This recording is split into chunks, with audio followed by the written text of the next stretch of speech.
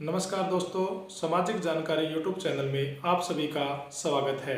आज हम आपको इस वीडियो के माध्यम से आपके साथ जानकारी शेयर करेंगे कि यदि किसी व्यक्ति ने बैंक से अपनी गाड़ी के ऊपर लोन ले रखा है और किसी कारण यदि उसकी घटना या दुर्घटना के कारण यदि उसकी मृत्यु हो जाती है तो उसका जो बाकी बचा हुआ जो उसका क्लेम है या लोन है वह किस प्रकार माफ होगा।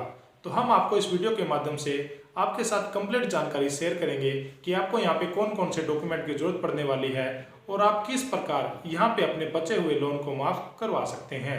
इससे पहले यदि आप चैनल पर पहली बार विजिट कर रहे हैं तो आप चैनल को जरूर सब्सक्राइब कर ले और बेल आइकन को भी ऑन कर ले। सबसे पहले आपने बिल्कुल भी डरना और घबराना नहीं है। जिस भी बैंक से आपने लोन ले रखा है आप उस बैंक को इन्फॉर्म कर दे कि ऐसे ऐसे उस व्यक्ति की मृत्यु हो गई है और उसके ऊपर आगे आने वाली जो किस्त है वो बंद हो जाएगी और आपका इस प्रकार किसी भी तरह का कोई भी चेक बाउंस नहीं होगा और आपको यहाँ पे कोई भी एक्स्ट्रा पेनल्टी नहीं लगेगी।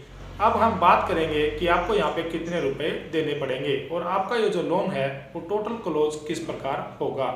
तो साथियों, हम आपको बता देना चाहते हैं कि जब भी आपका कोई भी व्हीकल लोन होता है, चाहे आपका कार लोन हो, बाइक लोन हो, ट्रैक्टर लोन हो या फिर आपका जेसीबी लोन, हाईवा लोन, किसी भी प्रकार का कोई भी व्हीकल लोन हो, 50,000 रुपए से लेकर आपका ये जो लोन है वो 50 लाख रुपए तक भी हो सकता है। जब भी आप लोन करवाते हैं उस आपकी एक लाइफ इंश्योरेंस की पॉलिसी की जाती है, उसके तहत आपका ये जो पैसा है बिल्कुल टोटल का टोटल माफ हो जाता है। जब भी आप लोन करवाते हैं तो आपके एजेंट के द्वारा आपकी एक प्रीमियम की जाती है, यानी कि आपकी एक पॉलिसी की जाती है। ये जो पॉलिसी होती है, जितने रुपए का आपका लोन होता है उतने ही रुपए के हिसाब से आपकी ये जो प्रीमियम है वो बनती है। यदि हम यहाँ पर काउंट करें तो 1 लाख रुपए पर लगभग आपको 1,000 रुपए की प्रीमियम है वो देनी पड़ती है। इस प्रकार यदि आपके लोन की अमाउंट ज़्यादा होती है तो आपकी यहाँ पे प्रीमियम ज़्यादा लगती है। 5 लाख रुपए के लोन के लिए आपको लगभग यहाँ पे 5,000 रुपए की प्रीमियम देनी पड़ती है। यदि कोई भी साथी नया लोन करवा रहा है तो इस बात का वह ध्यान रखे कि वह अपनी गाड़ी का मालिक बीमा जरूर करवाए, ताकि आपको भी यदि किसी कारणवश भविष्य में कोई ऐसी प्रॉब्लम आ जाती है या फिर आपकी किसी कारणवश मृत्यु हो जाती है तो आपकी फैमिली को यह पैसा नहीं देना पड़ता और आप पैसा भरने से बच जाते हैं और आपका जो लोन है वो भी क्लोज हो जाता है। अब हम बात करेंगे कि आपका ये जो पैसा है टोटल का टोटल माफ होगा या फिर आपको कुछ पैसे बैंक को देने पड़ेंगे। मान के चलते हैं कि आपने 20 लाख रुपए का लोन लिया और आपने 7 लाख रुपए उसके भर दिए, अब आपके यहाँ पे 13 लाख रुपए पेंडिंग रह गए हैं तो आपको ये जो क्लेम है ये 20 लाख रुपए का नहीं मिलेगा। आपका ये जो 13 लाख रुपए जो बचा हुआ जो लोन है वो माफ हो जाएगा। या फिर जितने भी साल का आपका लोन होता है उस टाइम पीरियड के दौरान यदि आपकी किसी कारणवश डेथ हो जाती है तो आपको यहाँ पे कोई भी पैसा नहीं देना पड़ता और आपका बचा हुआ जो लोन है वो टोटल का टोटल माफ हो जाता है। अब हम बात करेंगे कि आपकी ये जो गाड़ी है आपके नॉमिनी के नाम ट्रांसफर किस प्रकार होगी। तो आपको अपने नॉमिनी के नाम गाड़ी ट्रांसफर करवाने के लिए आपको अपने बैंक एजेंट को कुछ पेपर देने होते हैं। अब आप यहाँ पे डॉक्यूमेंट को भी नोट कर सकते हैं कि आपको यहाँ पे कौन कौन से डॉक्यूमेंट की जरूरत पड़ने वाली है। यदि हम यहाँ पे जरूरी डॉक्यूमेंट की बात करें तो जिस भी व्यक्ति के नाम पे गाड़ी थी उसका आधार कार्ड, पैन कार्ड और उसके डेथ सर्टिफिकेट की आपको यहाँ पर जरूरत पड़ती है। इसके साथ साथ जिस भी नॉमिनी के नाम आपकी गाड़ी ट्रांसफर होनी है तो नॉमिनी के भी कुछ डॉक्यूमेंट यहाँ पे आपको देने होते हैं। यदि हम नॉमिनी के डॉक्यूमेंट की बात करें तो उसका आधार कार्ड, उसका पैन कार्ड और उसकी बैंक पासबुक की कॉपी भी आपको यहाँ पे देनी होती है। तो इन सभी डॉक्यूमेंट के साथ आपका जिस भी बैंक से लोन था वहां से आपको एक फॉर्म भी लेना पड़ता है।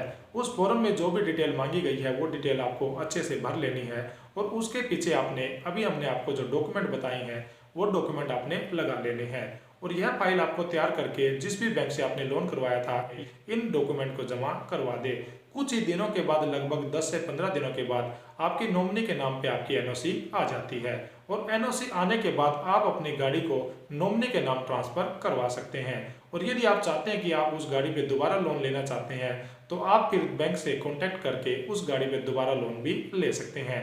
और आप लोग इस बात का ध्यान रखें कि जब भी आप दोबारा अपनी गाड़ी पे लोन करवाए, चाहे आप नई गाड़ी ले रहे हो या फिर आप पुरानी गाड़ी पे रीफाइनेंस करवा रहे हो, जब भी आप लोन करवाते हो तो अपना मालिक बीमा आपने जरूर करवाना चाहिए, क्योंकि किसी भी सदस्य का जिंदगी और मौत का कोई भी भरोसा नहीं होता कि कब उसकी डेथ हो जाए। तो यदि किसी कारणवश यदि किसी साथी के साथ कोई दुखद घटना घट भी जाती है तो आपको यहाँ पे बैंक का जो बचा हुआ पैसा है वो नहीं देना पड़ेगा और बैंक वाले आपकी फैमिली को परेशान नहीं करेंगे और आपकी गाड़ी बड़ी आसानी से आपके नॉमिनी के नाम ट्रांसफर हो जाती है। और यदि आप चाहते हैं कि आप अपनी गाड़ी को अपने नाम न रख के सेल करना चाहते हैं तो आप अपनी गाड़ी को सेल भी कर सकते हैं। यदि आप अपनी गाड़ी को सेल करना चाहते हैं तो जिस भी साथी के नाम पे आप गाड़ी सेल करना चाहते हैं उसका आधार कार्ड, पैन कार्ड और उसकी पासपोर्ट साइज फोटो, ये डॉक्यूमेंट लेके आप अपने सेल लेटर देके आप अपनी गाड़ी को बेच भी सकते हैं। हम आशा और उम्मीद करते हैं कि हमारे द्वारा दी गई जानकारी आपको अच्छे से समझ में आ गई होगी। यदि अब भी किसी के साथी के मन में किसी भी प्रकार का कोई भी सवाल या जवाब है तो आप वीडियो के माध्यम से कमेंट कर सकते हैं। हम आपके कमेंट का तुरंत ही रिप्लाई करेंगे। हमारे द्वारा दी गई जानकारी आपको कैसी लगी, लाइक, शेयर और कमेंट के माध्यम से जरूर बताएं। धन्यवाद। जय हिंद।